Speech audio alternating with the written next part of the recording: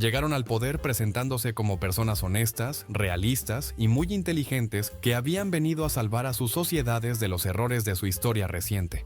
Bajo sus respectivos gobiernos, sus naciones experimentaron aumentos en el nivel de vida, reducción de la desigualdad y mejoras en los indicadores sociales. Sin embargo, estas mejoras fueron de corta duración, pero duraron lo suficiente como para que cobraran sus fichas mientras todavía estaban ganando. Por lo tanto, la pregunta que debemos hacernos es esta: ¿fueron realmente inteligentes o simplemente tuvieron suerte? A principios de la década de 2000, las naciones productoras de materias primas de América Latina tuvieron una oportunidad de oro. La adhesión de China a la Organización Mundial del Comercio en 2001 desencadenó un cambio radical en el comercio mundial. El auge de la economía china, impulsado por la industrialización y la urbanización, condujo a una demanda insaciable de materias primas. Países como Brasil, Venezuela, Argentina, Ecuador y Bolivia cosecharon los beneficios a medida que se disparaban los precios de las materias primas. Sin embargo, los líderes de estas naciones, Lula da Silva, Hugo Chávez, Néstor Kirchner, Rafael Correa y Evo Morales, no supieron aprovechar esta bonanza sin precedentes para el desarrollo sostenible. En cambio, buscaron ganancias a corto plazo y dejaron a sus países mal preparados para la inevitable recesión. La adhesión de China a la OMC abrió las compuertas para su expansión económica global. Esto aumentó la demanda de los bienes que Sudamérica vende al mundo.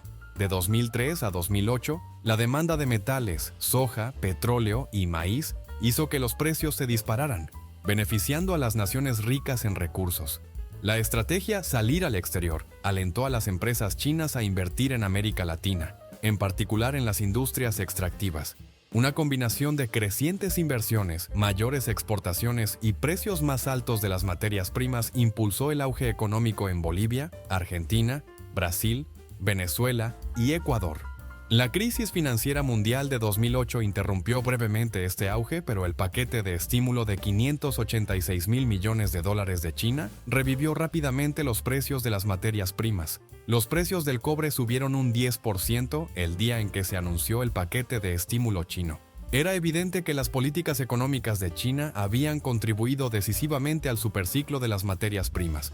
Como resultado de las tasas de interés cercanas a cero que aplicaron las autoridades monetarias de los países desarrollados, el dinero barato de los Estados Unidos y Europa también fluyó a América Latina, impulsando el crecimiento.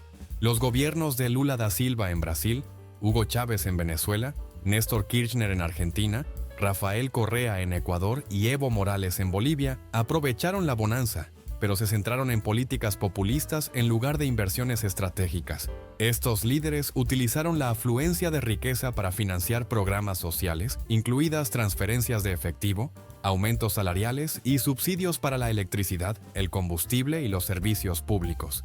Durante este periodo también se financiaron proyectos de infraestructura a gran escala, como carreteras y puentes. Sin embargo, muchas de las nuevas carreteras y puentes se convirtieron en protagonistas de escándalos de corrupción. Si bien estas medidas sacaron a muchos de la pobreza y les valieron la aprobación pública, carecieron de sostenibilidad. Estos líderes, impulsados por una ola de popularidad alimentada por la retórica socialista, desmantelaron los controles y contrapesos institucionales. El poder centralizado, la oposición debilitada, el acoso a la prensa y los sistemas judiciales politizados se convirtieron en características distintivas de sus administraciones. A pesar de unos ingresos sin precedentes, hubo pocos esfuerzos por diversificar las economías o invertir en sectores que pudieran generar crecimiento a largo plazo. La dependencia de las exportaciones de materias primas hizo que estas economías fueran muy vulnerables a las fluctuaciones de precios. Cuando los precios de las materias primas comenzaron a caer a mediados de la década de 2010, las debilidades estructurales de estas economías se hicieron evidentes. La deuda pública se disparó, los déficits fiscales se ampliaron y los programas sociales se volvieron insostenibles. Convenientemente, la mayoría de estos líderes dejaron el cargo justo antes de que la crisis se sintiera en su pleno impacto, dejando a sus sucesores la tarea de gestionar las consecuencias. Hugo Chávez falleció en 2013, dejando a Nicolás Maduro a cargo del colapso económico de Venezuela. Antes de su muerte, Chávez se aseguró de destruir el sector privado, tomar el control de todas las instituciones judiciales y militares y destruir por completo el valor del bolívar, la moneda oficial venezolana.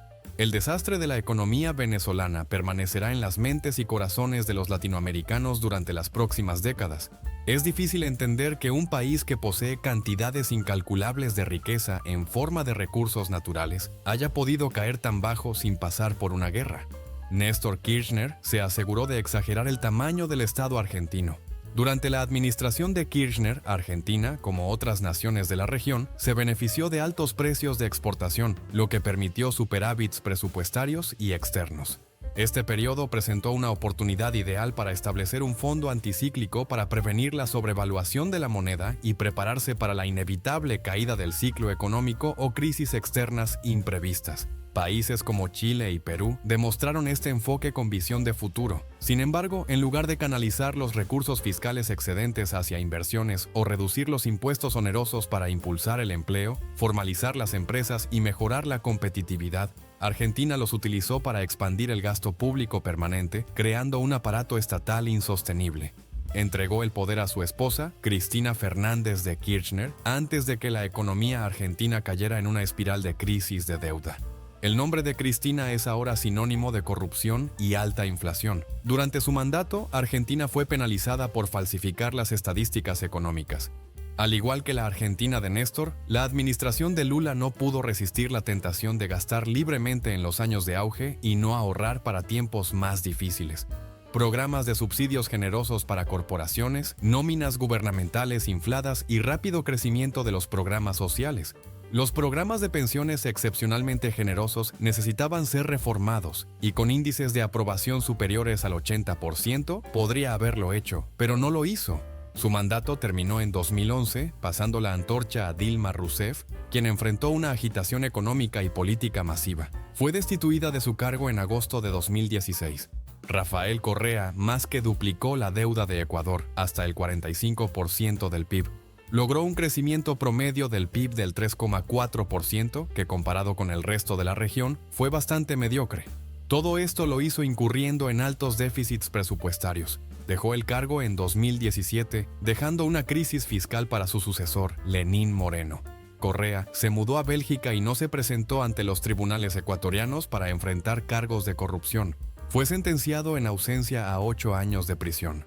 Evo Morales aumentó la deuda externa de Bolivia de 2.000 millones a 21.000 millones de dólares, y el régimen ahuyentó las inversiones en gas, minería y exploración petrolera. Fue el único presidente de este grupo que se mantuvo en el poder más allá del superciclo de las materias primas. Renunció en 2019 bajo creciente presión en medio de una crisis política y económica. Ha sido acusado de trata de personas. En octubre de 2024 se emitió una orden de arresto contra él, pero a la fecha de publicación de este video no se ha ejecutado y Bolivia sigue al borde de una guerra civil. El superciclo de las materias primas podría haber sido un periodo transformador para América Latina. Las inversiones en educación, tecnología y diversificación industrial podrían haber sentado las bases para un crecimiento económico sostenido. En cambio, el populismo de corto plazo y el oportunismo político desperdiciaron esta oportunidad única en la vida. Hoy, las cicatrices de esta mala gestión son visibles en las economías en dificultades de toda la región. Las lecciones del desaprovechado auge de las materias primas deberían servir de advertencia a los futuros líderes. La riqueza, si no se gestiona con prudencia, puede conducir a la ruina en lugar de a la prosperidad. Lula da Silva ha vuelto al poder en Brasil, pero sin un superciclo de las materias primas que financie sus planes, las cosas no van tan bien como la primera vez. Vea este próximo video para conocer cómo su país atraviesa por una crisis financiera, mientras que Argentina, perennemente en crisis, resurge bajo la administración de Javier Milei. Esto es Latinometría. Suscríbete al canal para no perderte otros videos interesantes sobre América Latina y el mundo. Gracias por ver el video y por favor, dale me gusta y compártelo.